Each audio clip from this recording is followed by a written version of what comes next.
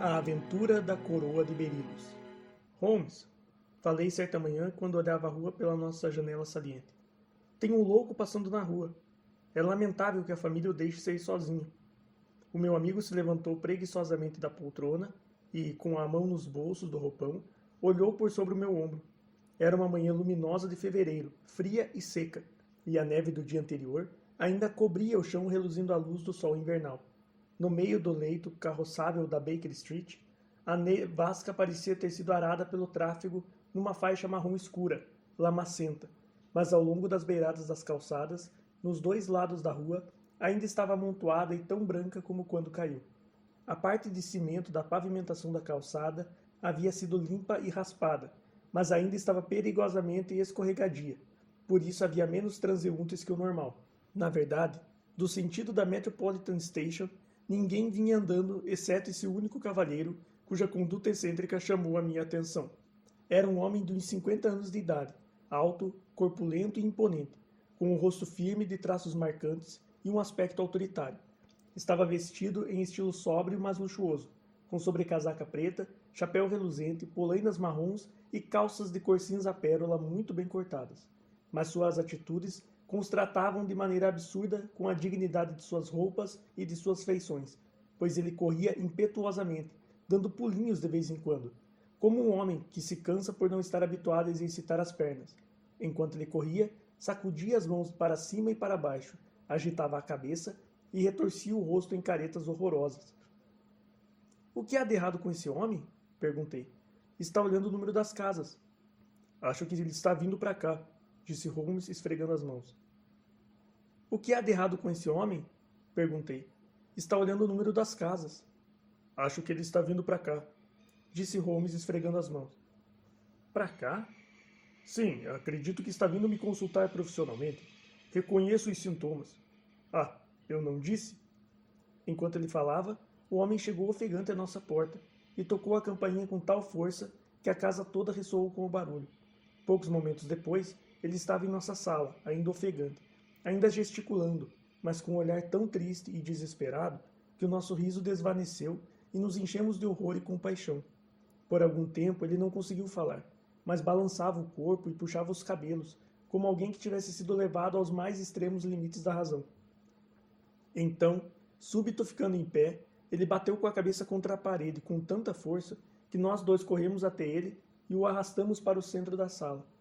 Sherlock Holmes o empurrou para a poltrona e, sentando ao seu lado, deu-lhe tapinhas nas mãos e conversou com ele no tom de voz calmo e suave que ele sabia tão bem empregar. "Veio aqui para me contar a sua história, não foi?" disse. "Está muito cansado por causa da pressa. Por favor, espere se recuperar. Então terei o maior prazer de examinar qualquer problema que você tenha para me apresentar."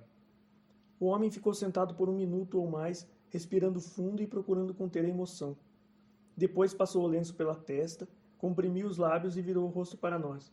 "Sem dúvida vocês acham que sou louco", ele disse. "Vejo que aconteceu algo muito grave", respondeu Holmes. "Só Deus sabe. É algo capaz de devastar a minha razão de tão inesperado e tão terrível. Talvez eu pudesse encarar a desgraça pública, embora seja um homem de um caráter que jamais foi maculado.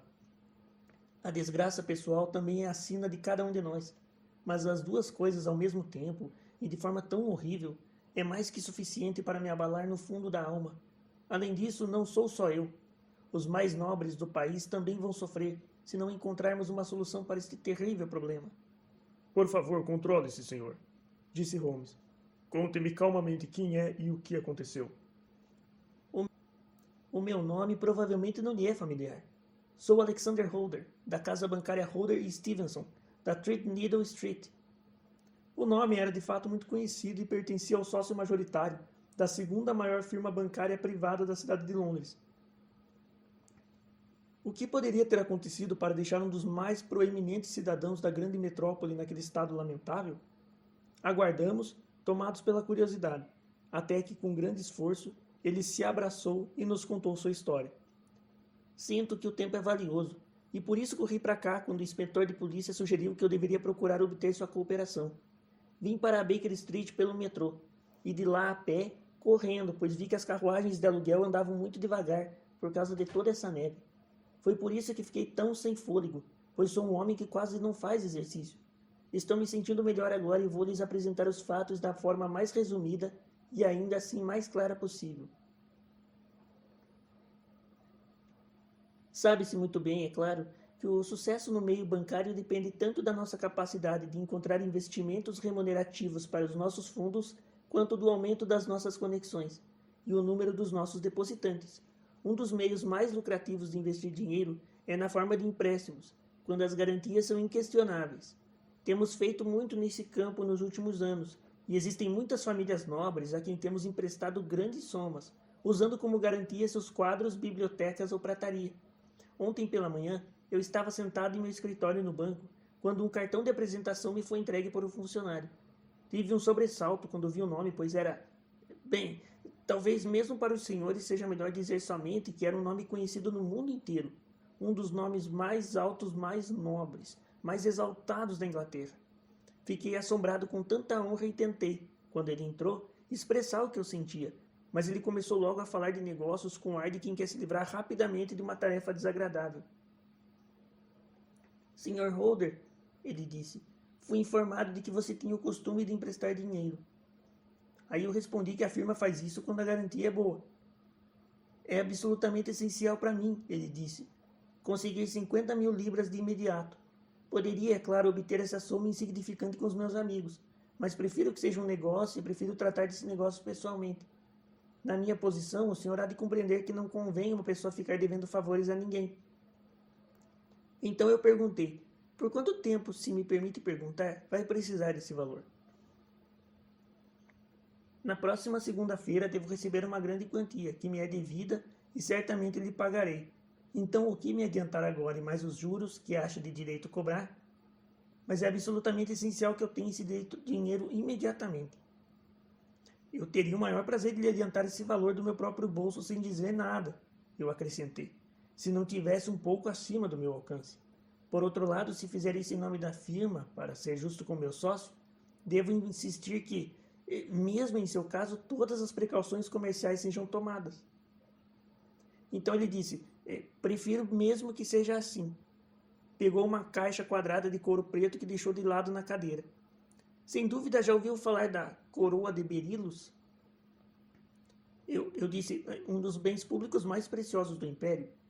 E ele respondeu, exatamente. Então ele abriu o porta-joias e dentro, engastado em veludo carmesim macio, repousava a magnífica joia a que se referira. Ele disse que são 39 berilos enormes, e o preço do trabalho em ouro é incalculável. A avaliação mais baixa é o dobro do que ele pediu. Então ele disse que estava pronto para deixar a coroa como uma garantia. Eu peguei o precioso porta-joias em minhas mãos e olhei um tanto perplexo da coroa para o meu ilustre cliente. Então ele questionou, duvida do valor? E eu disse, não, de jeito nenhum, duvido apenas... você duvida se é apropriado deixá-la aqui? Pode ficar descansado quanto a isso, eu jamais faria uma coisa dessas se não tivesse certeza de que dentro de 4 dias eu posso reavê-la. É simplesmente uma questão de tempo. A garantia é suficiente? Ele perguntou, né? E eu respondi, totalmente. Então ele disse, você compreende, Sr. Holder, que estou lhe dando uma grande prova da confiança que tenho no senhor, com base em tudo o que me disseram a seu respeito.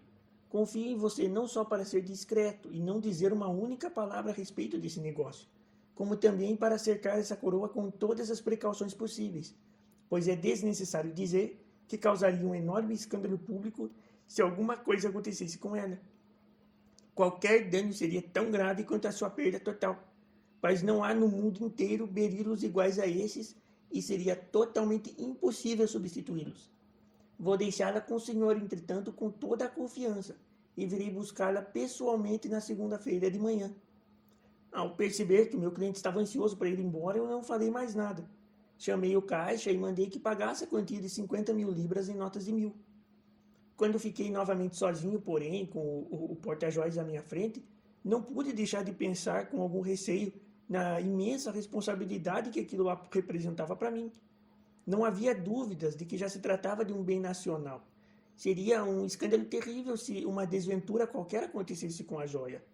Eu já estava arrependido de ter consentido em ficar com ela, mas era tarde demais para mudar de ideia. Por isso, tranquei o porta-joias no meu cofre pessoal e voltei ao trabalho.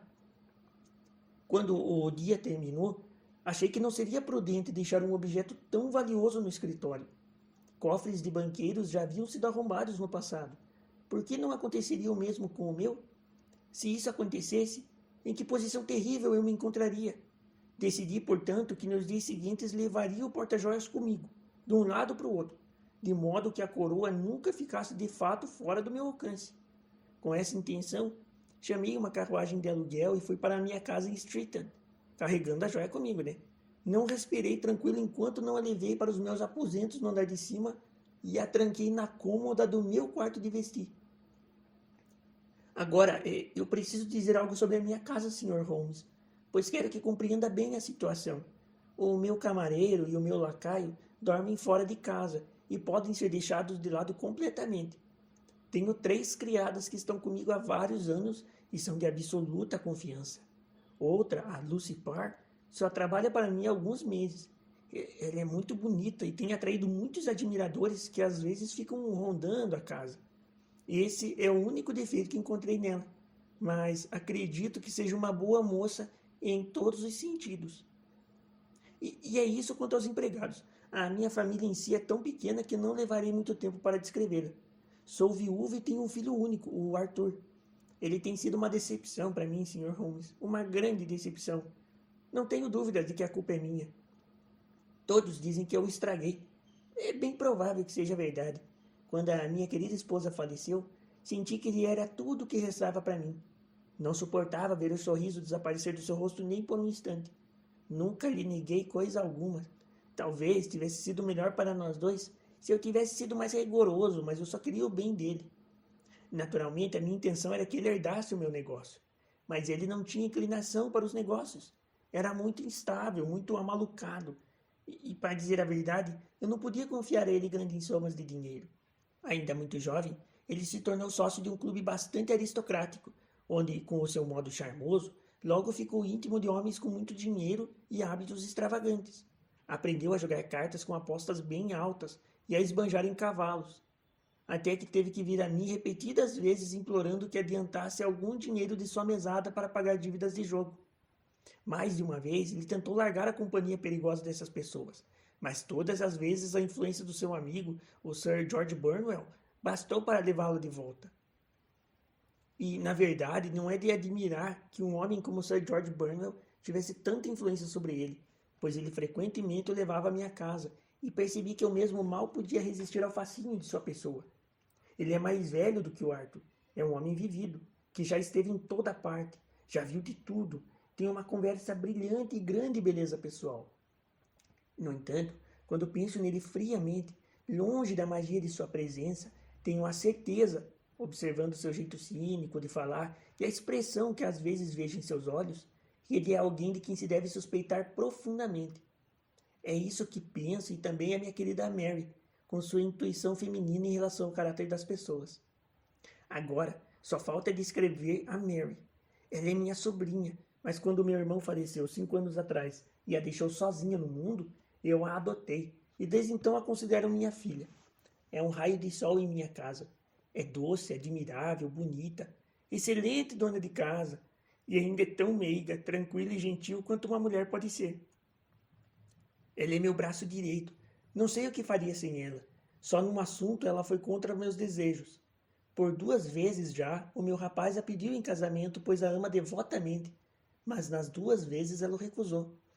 Acho que se existisse alguém que poderia colocá-lo no bom caminho, seria ela. E que o casamento poderia mudar toda a vida dele. Mas, meu Deus, é tarde demais. Tarde demais. Agora, Sr. Holmes, já conhece as pessoas que moram sob o meu teto? E eu posso contar a minha triste história. Mary e Arthur ficaram muito interessados e quiseram ver a famosa coroa, mas achei melhor não mexer nela. Onde a guardou? O Arthur perguntou. Aí eu respondi, numa gaveta da minha cômoda. Aí ele disse, bem, espero que não ocorra nenhum roubo em casa hoje à noite. Aí eu disse para ele que ela estava trancada. Aí ele disse, ora, qualquer chave serve para abrir aquela sua cômoda velha. Quando eu era mais jovem, eu mesmo a abri com a chave do armário do depósito de lenha. Muitas vezes ele dizia coisas inconsequentes assim. de modo que não lhe dei atenção. Mas ele me seguiu até o meu quarto naquela noite com o rosto muito sério.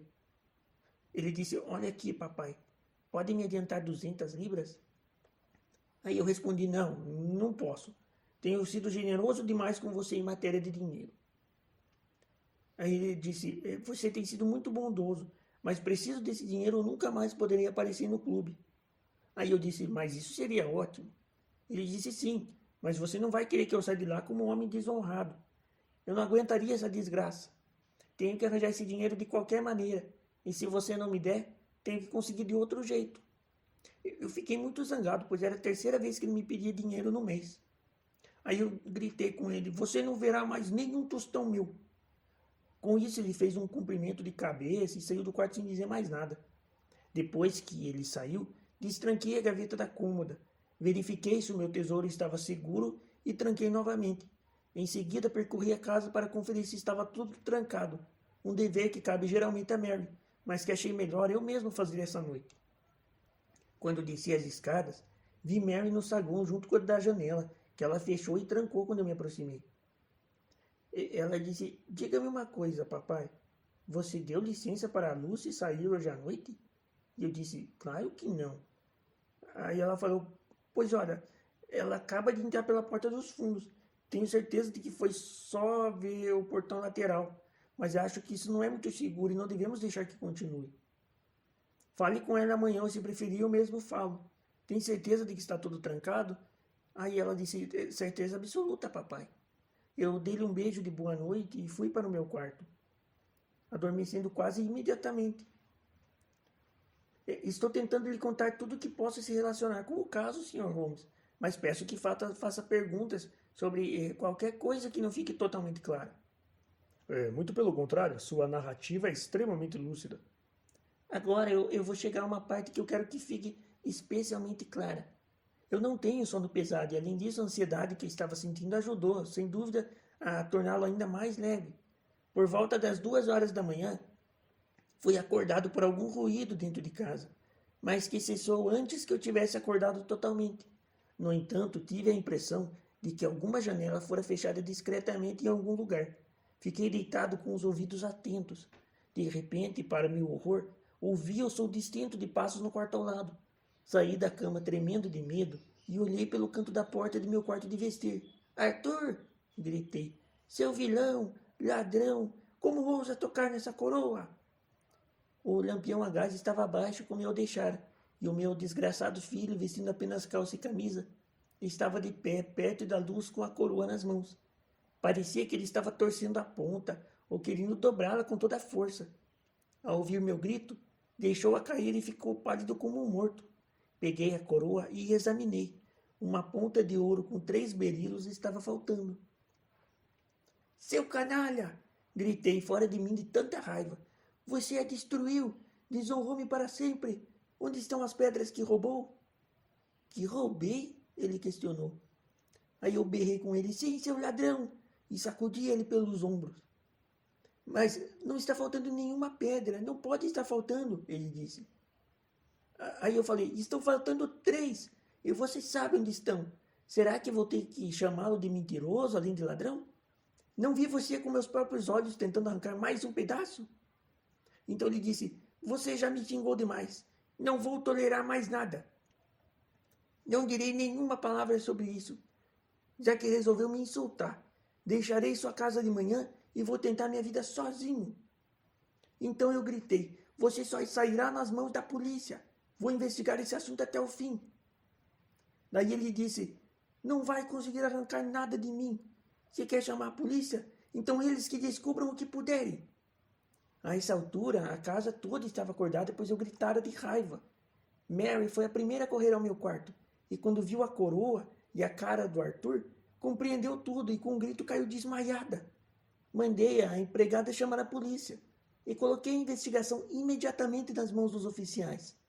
Quando o inspetor e um policial entraram em casa, Arthur, que estava de pé sério e com os braços cruzados, perguntou se era minha intenção acusá-lo de roubo. Eu respondi que não era mais assunto pessoal, pois havia se tornado público, já que a coroa era um bem nacional. Decidi que a lei haveria de cuidar de tudo. Pelo menos, ele pediu, Não deixe que me prendam imediatamente. Seria para o seu bem, assim para o meu, se eu pudesse deixar a casa por 5 minutos. Aí eu retruquei. Para que você possa fugir ou esconder o que roubou? Então, ficando consciente da terrível posição em que me encontrara, eu implorei que ele se lembrasse de que não somente a minha honra, como também a honra de alguém muito superior a mim estava em jogo, e que ameaçava causar um escândalo que tumultuaria a nação. Tudo poderia ser evitado se ele me dissesse o que fizera com as 3 pedras que faltavam. Aí eu supliquei para ele, eu disse, você também tem que encarar o fato de que foi pego em flagrante, e nenhuma confissão tornaria a culpa mais odiosa. Se fizer a reparação que está ao seu alcance e nos disser onde estão os berilos, tudo será esquecido e perdoado. Aí ele respondeu, guarde o seu perdão para quem o pedir, e virou as costas. Percebi que ele estava endurecido demais para que as minhas palavras o influenciassem. Só havia uma coisa a fazer. Chamei o inspetor e mandei prendê-lo imediatamente. Fizeram uma busca, não só nele, como no quarto e todos os lugares da casa, onde poderia ter escondido as pedras.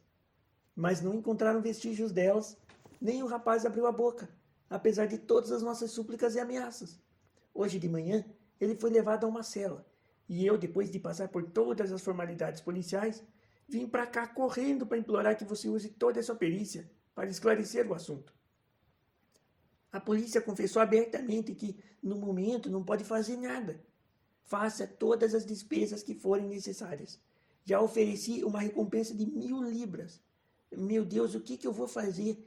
Perdi minha honra, as minhas pedras e meu filho. Tudo numa noite só.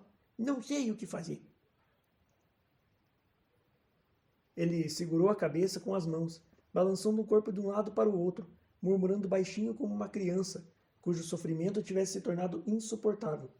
Sherlock Holmes ficou sentado em silêncio por alguns minutos, com a testa franzida e o olhar fixo na lareira. O senhor recebe muitas visitas? Nenhuma, a não ser o meu sócio e a sua família, e ocasionalmente os amigos de Arthur. Sir George Burnwell foi lá várias vezes ultimamente. Ninguém mais, acho. Você sai muito socialmente? O Arthur sai. Mary e eu ficamos em casa. Nenhum de nós dois gosta muito de sair. Isso não é comum numa garota. Ele é muito sossegado. Além disso, não é tão garota assim. Já tem 24 anos. O que aconteceu, pelo que você disse, parece que também a abalou muito. Profundamente, está ainda pior do que eu. Nenhum dos dois tem a menor dúvida de que o seu filho é o culpado? Como poderíamos quando eu o vi com meus próprios olhos com a coroa nas mãos? Eu não considero isso uma prova conclusiva. O resto da coroa foi danificado de algum modo?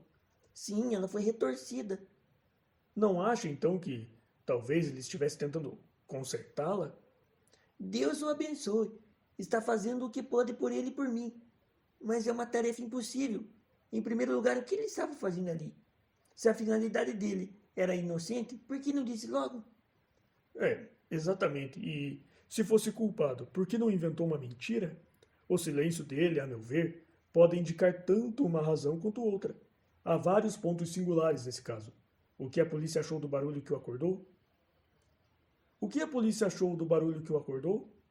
Acharam que poderia ter sido causado pelo Arthur, fechando a porta do seu quarto. Isso é bem improvável. Um homem com intenção de praticar um crime jamais bateria uma porta e acordaria a casa inteira. E o que disseram do desaparecimento dessas pedras preciosas? Ainda estão verificando o assoalho e examinando a mobília na esperança de encontrá-las. Pensaram em procurar fora da casa? Sim, tem demonstrado uma energia extraordinária. O jardim inteiro já foi minuciosamente examinado. Bem, meu caro senhor, não lhe parece óbvio agora que esse assunto é muito mais complexo do que você ou a polícia imaginaram a princípio? Pareceu-lhe um caso muito simples, mas para mim parece extremamente complicado. Considere o que está envolvido na sua teoria. O senhor supõe que o seu filho saiu da cama, foi ao seu quarto correndo grande risco, abriu a sua cômoda, tirou a coroa, quebrou um pedaço à força, foi para outro lugar, escondeu 3 das 39 pedras tão bem que ninguém conseguiu achá-las, e depois voltou com as outras 36 para o quarto, onde se expôs ao gravíssimo risco de ser encontrado. Agora eu lhe pergunto, é válida uma teoria como essa? Mas qual outra existe? Se os motivos dele eram inocentes, por que não os explica? É nossa obrigação descobrirmos isso. Então, agora, se me permite, Sr. Holder, vamos juntos para Streatham, passar uma hora olhando um pouco mais atentamente os detalhes. O meu amigo insistiu que eu os acompanhasse na expedição, o que estava ansioso por fazer, pois a minha curiosidade e a minha compaixão haviam sido despertadas pela história que tínhamos acabado de ouvir. Confesso que a culpa do filho do banqueiro me parecia tão óbvia quanto ao seu infeliz pai, mas eu tinha tamanha confiança na opinião de Holmes que senti que haveria alguma base para nutrir a esperança, enquanto ele não estivesse satisfeito com a explicação dada. Ele quase não disse uma palavra no caminho até o distante subúrbio, ao sul da cidade. Permaneceu sentado, com o queixo afundado no peito, e o chapéu puxado sobre os olhos e imerso em pensamentos profundos. O nosso cliente parecia ter adquirido novo ânimo com o pequeno vislumbre de esperança que lhe foi apresentado, e chegou até a iniciar uma conversa desconexa comigo sobre seus negócios. Uma curta viagem de trem e um percurso a pé mais curto ainda nos levaram a Fairbank, a modesta residência do grande financista. Fairbank era uma casa quadrada, de bom tamanho, de pedras brancas, um pouco afastada da rua. O acesso, da largura de 2 carruagens, num gramado revestido de neve, estendia-se pela frente até os 2 grandes portões de ferro que barravam a entrada. À direita, havia um agrupamento denso de arbustos que levava a um caminho estreito entre 2 sebes, estendendo-se da rua até a porta da cozinha e formando a entrada de serviço. À esquerda, corria a vereda que levava à estrebaria, que não ficava dentro da propriedade. Era uma via pública, embora pouco usada. Holmes nos deixou parados em frente à porta e passeou devagar ao redor da casa. Cruzou a frente, ladeou a entrada de serviço e, dando a volta pelo jardim, a vereda que dava pela estrebaria. Demorou tanto que o Sr. Holder e eu fomos para a sala de jantar e esperamos junto à lareira até que ele retornasse. Estávamos sentados em silêncio, quando a porta se abriu e uma moça entrou.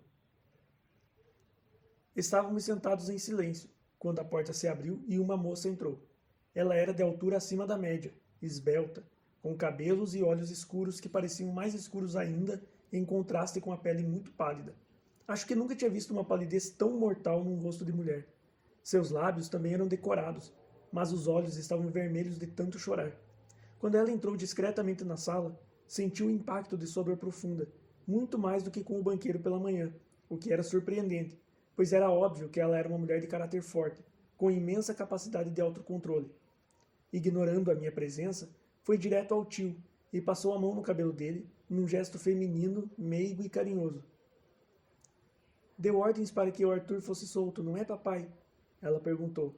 Não, não, minha filha. Temos que levar essa investigação até o fim. Mas tenho certeza de que ele é inocente. Você sabe como são os instintos de uma mulher. Sei que ele não fez nada de errado e que você vai se arrepender de ter sido tão implacável. Por que ele ficou calado então se é inocente? Quem sabe? Talvez porque tenha ficado muito zangado por você ter suspeitado dele. Como poderia deixar de suspeitar dele se o vi com a coroa nas mãos? Ora, mas só a pegou para olhar. Por favor, acredite em mim, eu sei que ele é inocente. Deixe isso de lado, não fale mais nada. É horrível pensar em nosso querido Arthur na prisão. Não vou deixar nada de lado até as pedras preciosas serem encontradas. Jamais, Mary. A sua afeição pelo Arthur está a deixando cega. Em vez de abafar o assunto, eu trouxe um cavalheiro de Londres para fazer uma investigação mais minuciosa. Esse cavalheiro? Ela perguntou, virando-se para mim. Não, um amigo dele, que quis ficar só e agora está andando pela vereda da estrebaria. Pela vereda da estrebaria? O que espera encontrar lá? Ah, suponho que o tal amigo seja esse senhor. Espero que consiga provar aquilo que tenho certeza de que é a verdade. Isto é, que o meu primo Arthur é inocente desse crime. Concordo inteiramente com a senhora. E espero, tanto quanto a senhora, poder prová-lo. Creio que tenho a honra de me dirigir à senhorita, Mary Holder. Posso lhe fazer 1 ou 2 perguntas? Certamente, senhor. Se for para ajudar a esclarecer esse mistério horroroso. Não ouviu nada na noite passada? Nada. Até o meu tio começar a falar em voz alta. Ouvi isso e desci. Você fechou todas as portas e janelas na noite anterior. Trancou todas as janelas? Sim. Estavam todas trancadas esta manhã? Estavam. A sua criada tem namorado? Acho que comentou com seu tio na noite passada que ela saiu para vê-lo. Sim, foi ela que nos serviu na sala e que talvez tenha ouvido os comentários do meu tio sobre a coroa. Eu entendo. Está sugerindo que ela podia ter saído para contar ao namorado e que os dois podem ter planejado o roubo. Mas de que adianta todas essas...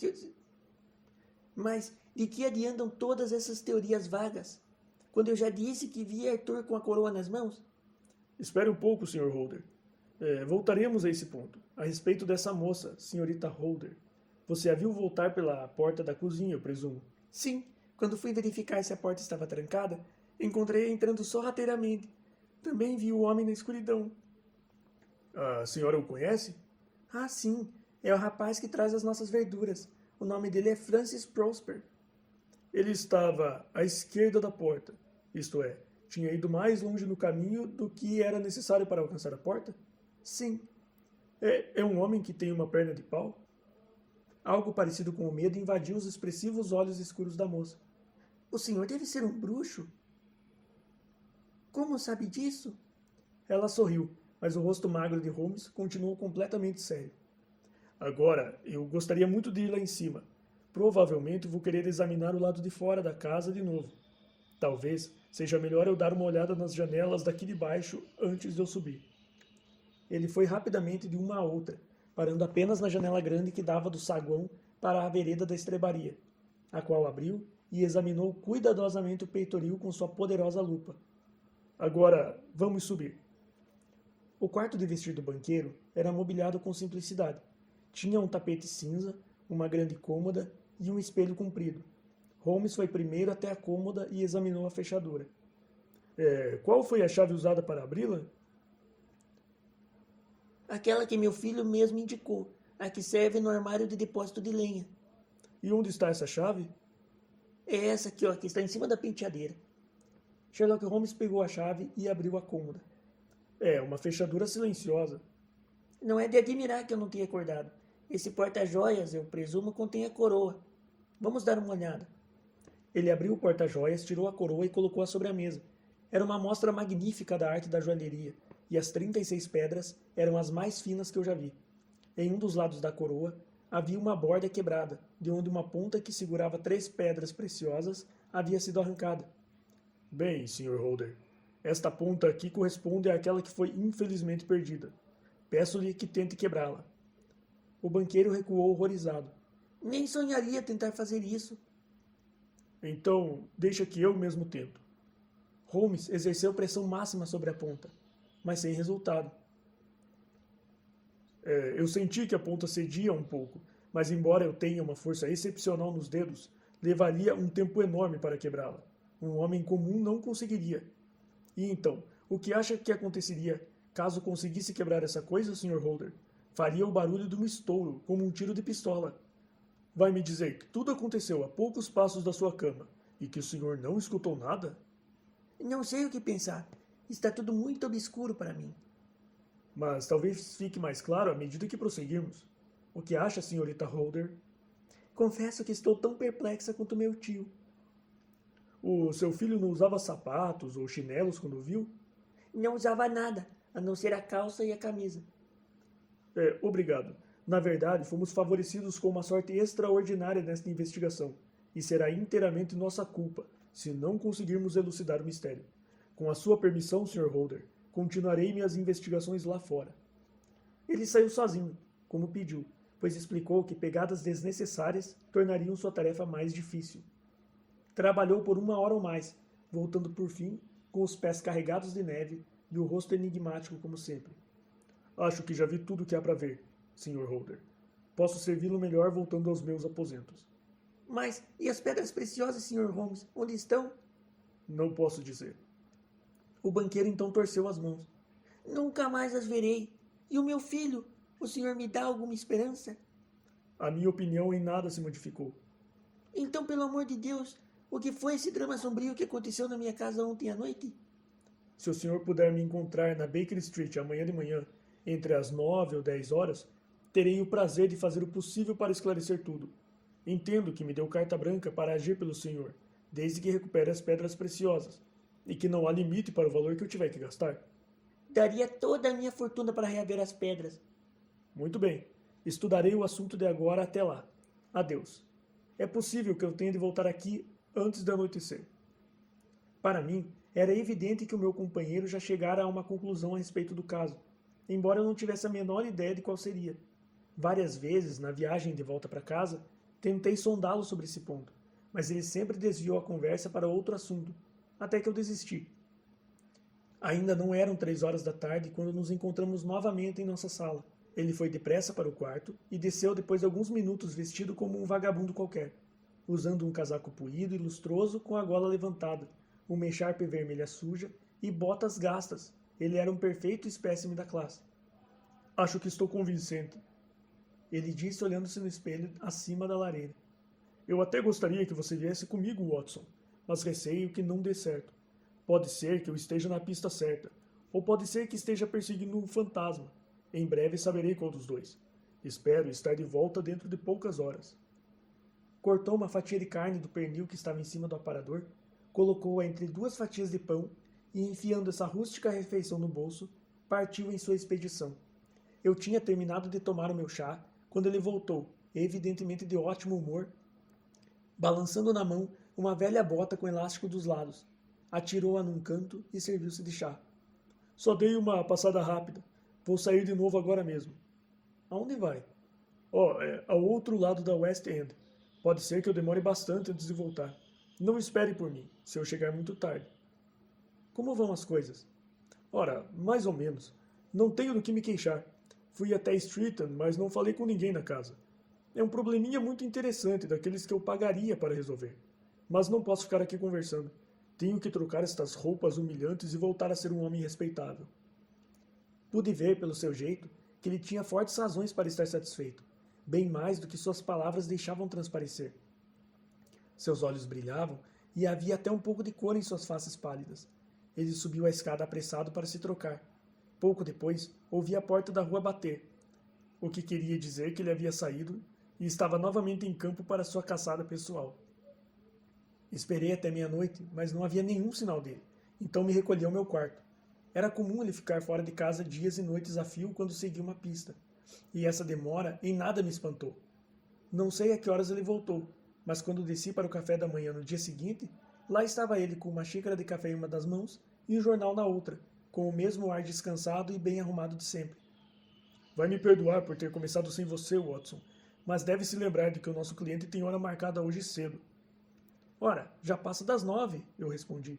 Acho que é ele quem está chegando. Ouvi a campainha. Era realmente o nosso amigo financista. Fiquei chocado com a transformação que se operara nele, pois seu rosto, normalmente largo e firme, agora estava emagrecido e murcho, e os cabelos pareciam bem mais brancos.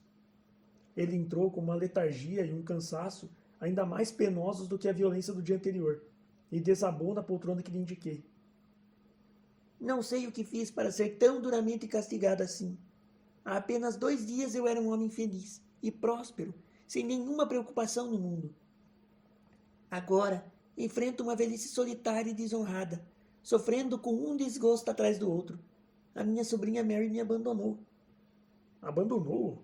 Sim, a cama dela esta manhã não havia sido ocupada. Seu quarto estava vazio e havia um bilhete para mim na mesa do saguão. Eu disse a ela ontem à noite com pesar, sem mágoa nenhuma, que se ela tivesse se casado com meu rapaz, talvez tudo tivesse sido diferente. Talvez eu tenha sido imprudente ao dizer isso. É a isso que ela se refere nesse bilhete. Meu querido tio, sinto que fui eu quem lhe trouxe esses problemas, e que se tivesse agido de maneira diferente, essa desgraça não teria acontecido. Não posso, com essa ideia na mente, nunca mais ser feliz debaixo de seu teto, e sinto que devo deixá-lo para sempre. Não se preocupe com o meu futuro, pois está garantido. Mas, acima de tudo, não me procure, pois de nada adiantará e não será bom para mim.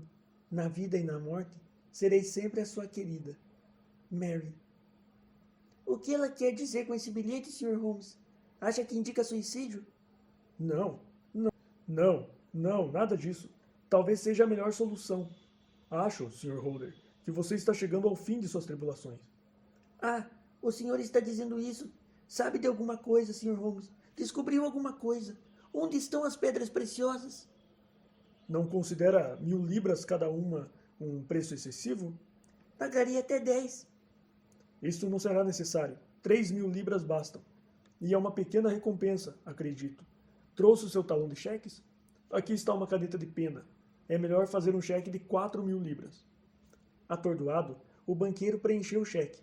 Holmes foi até a escrivaninha, tirou um pedaço triangular de ouro incrustado com 3 pedras preciosas e jogou-as sobre a mesa.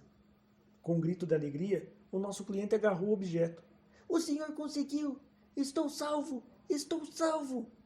A reação de alegria foi tão violenta quanto a sua dor havia sido, e ele apertava as pedras contra o peito. Tem mais uma coisa que o senhor está devendo, Sr. Holder, disse Sherlock Holmes muito sério. Estou devendo? Ele pegou a caneta de pena. Diga qual o valor que eu pagarei. Não, a dívida não é para comigo. O senhor deve um pedido de desculpas com toda a humildade àquele nobre rapaz, o seu filho, que se comportou nesse episódio como eu me orgulharia do meu próprio filho, se ele assim o fizesse, e caso eu tivesse um. Então não foi o Arthur quem roubou as pedras preciosas? Eu lhe disse ontem e repito hoje que não foi ele. Você tem certeza?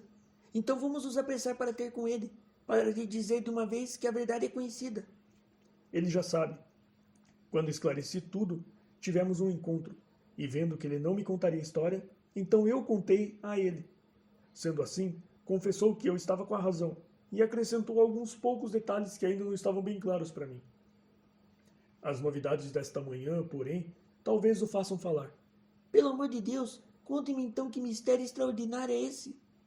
Vou fazer isso, e vou lhe mostrar os passos que dei para chegar a essa conclusão. Mas, em primeiro lugar, deixe-me dizer o que é mais difícil de falar e o que é mais difícil para o senhor ouvir. Houve uma armação combinada entre a sua sobrinha Mary e Sir George Burnwell. Eles fugiram juntos. A minha Mary? Isso é impossível. Infelizmente, é mais do que possível. É uma certeza. Nem o senhor, nem seu filho conheciam o verdadeiro caráter desse homem, quando o admitiram em seu círculo familiar. É um dos homens mais perigosos da Inglaterra. Um jogador arruinado, um vilão desesperado completamente. Um homem sem coração nem consciência. A sua sobrinha não sabia de nada de homens assim. Quando ele soprou suas juras de amor como fizera com centenas de outras antes, a moça ficou convencida de que somente ela tocara seu coração. Só o demônio sabe o que lhe disse, mas no fim ela se tornou um instrumento nas mãos dele, e tinha o costume de vê-lo quase todas as noites. Não posso, não vou acreditar nisso. Vou lhe contar o que aconteceu em sua casa naquela noite. A sua sobrinha, quando viu que o senhor foi para o quarto, desceu sorrateiramente e conversou com o amante pela janela, que dá para o caminho da estrebaria. Ele ficou tanto tempo ali que seus pés comprimiram a neve, deixando marcas. Ela contou-lhe sobre a coroa. Então a ganância dele pelo ouro foi despertada com a novidade, e ele a convenceu a se curvar aos seus desejos. Não tenho dúvida alguma de que ela amava o senhor, mas existem mulheres em que o amor de um amante destrói todos os outros amores, e acho que ela deve ser uma dessas. Mal acabou de receber as instruções quando viu o senhor descer as escadas. Então ela fechou a janela depressa e lhe contou da escapulida da criada e de seu namorado da perna de pau, o que de fato era verdade. O seu filho, Arthur, foi para a cama depois do encontro com o senhor, mas não conseguiu dormir por causa da preocupação com a dívida do clube. No meio da noite ele escutou passos leves passando diante da porta do seu quarto. Então levantou e, ao olhar para fora, ficou surpreso de ver sua prima caminhando pelo corredor até desaparecer no seu quarto de vestir. Completamente atônito, o rapaz enfiou umas roupas e esperou no escuro para ver o que aconteceria. Pouco depois ela saiu do quarto e, à luz da lamparina do corredor, o seu filho viu que levava a preciosa coroa nas mãos. Ela desceu as escadas e ele, tremendo de terror, correu e se escondeu atrás da cortina perto da sua porta, de onde podia ver o que se passava no saguão abaixo. Viu-a abrir a janela, sorrateiramente entregar a coroa a alguém na escuridão e fechá-la de novo, correndo de volta para o quarto e passando bem perto de onde ele se escondia. Enquanto ela estava em cena, ele não podia agir sem expor terrivelmente a mulher que amava. Porém, no momento em que ela desapareceu no quarto, ele compreendeu o que isso significaria para o senhor e como seria importante consertar a situação. Correu pelas escadas do jeito como estava, descalço, abriu a janela, pulou na neve e correu pelo caminho onde conseguiu ver um vulto escuro ao luar. Sir George Burnwell tentou fugir, mas Arthur o pegou e houve uma briga entre os dois, com o seu filho puxando a coroa de um lado e o adversário do outro. Na confusão, o seu filho bateu em Sir George e o feriu no olho. De repente, alguma coisa arrebentou e seu filho, vendo que estava com a coroa nas mãos, voltou correndo, fechou a janela e subiu ao seu quarto. Acabara de notar que a coroa estava retorcida e procurava consertá-la quando o senhor entrou em cena. Será possível? Então, o senhor o insultou no momento em que ele achava que merecia o seu mais profundo agradecimento. Não podia explicar a verdade dos fatos sem trair a quem certamente não merecia a menor consideração. Tomou o ponto de vista mais cavalheiresco, entretanto, e guardou o segredo dela. E foi por isso que ela gritou e desmaiou quando viu a coroa. Oh, meu Deus, como eu fui cego e idiota! E ele me pedindo para sair por 5 minutos. O meu pobre rapaz queria ver se o pedaço que faltava estava no local da briga. Como fui cruel a julgá-lo mal. Quando cheguei à sua casa, logo fui examinar cuidadosamente em volta para ver se havia alguma pista na neve que pudesse me ajudar. Eu sabia que não caíra mais neve desde a noite anterior, e também que houvera geada e a neve congelara, preservando qualquer impressão. Segui a entrada de serviço, mas esta estava pisada e repisada, e as pegadas eram indistintas. Logo além, no entanto, do outro lado da porta da cozinha, uma mulher estivera falando com um homem, e uma marca redonda de um lado mostrava que ele tinha uma perna de pau. Pude até ver que a conversa deles tinha sido interrompida, pois a mulher correra de volta para a porta, como provavam as impressões profundas da ponta dos pés e muito leves no calcanhar, enquanto o perneta esperou um pouco e depois fora embora. Na hora, pensei que poderia se tratar da empregada e seu namorado, de quem o senhor já me falara, e isso foi confirmado posteriormente. Passei pelo jardim sem ver nada além de pegadas, sem direção precisa, que julguei serem da polícia. Mas, quando cheguei ao caminho da estrebaria, encontrei a longa e complexa história escrita na neve diante de mim. Havia uma linha dupla das pegadas de um homem, de botas, e uma segunda linha dupla que vi com satisfação pertencerem a um homem descalço. Imediatamente me convenci, pelo que o senhor me disse, que essa última linha era de seu filho. O primeiro andou nas duas direções, mas o outro correu rápido, e como em certos lugares suas pegadas estavam em cima das depressões causadas pelas botas, era evidente que fora atrás do outro. Continuei seguindo as marcas e descobri que levavam à janela do saguão, onde o senhor Botas havia amassado toda a neve enquanto esperava. Fui então para o outro extremo, que ficava a uns 90 metros ou mais. Vi onde o senhor Botas deu meia volta, onde a neve estava toda pisada e amassada, como se tivesse ocorrido uma luta, e, finalmente, onde algumas gotas de sangue haviam caído, para provar que eu não estava enganado. Então, o senhor Botas correu pelo caminho e outras pequenas manchas de sangue mostravam que era ele quem estava machucado. Quando alcançou a estrada na outra extremidade, vi que a neve já havia sido retirada, e era o fim dessa pista. Ao entrar na casa, entretanto, examinei, como você deve se lembrar, o peitoril da janela do saguão com a lupa, e logo pude ver que alguém havia saído por ali. Consegui distinguir o esboço de dedos e o calcanhar, onde um pé molhado se apoiou ao entrar. Estava então começando a formar uma imagem do que havia acontecido. Um homem esperava do lado de fora da janela. Alguém lhe trouxe a joia. Esse ato foi visto pelo seu filho, que o perseguiu. Lutou com ele. Ambos puxaram a coroa, e a combinação dos seus esforços causou danos que nenhum dos dois poderia sozinho causar. O seu filho voltou com a joia, mas deixou um pedaço nas mãos do adversário. Até aí estava tudo claro. A questão agora era saber quem era o homem e quem lhe dera a coroa. É uma velha máxima minha, que quando se exclui o impossível, o que resta, não importa quão improvável seja, deve ser a verdade.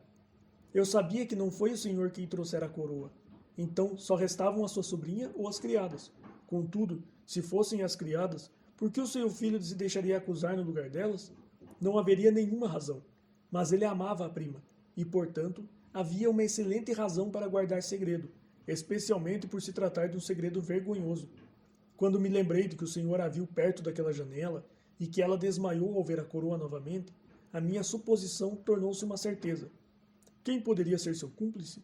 Um namorado, evidentemente, pois quem mais poderia anular o amor e a gratidão que ela sentia pelo senhor?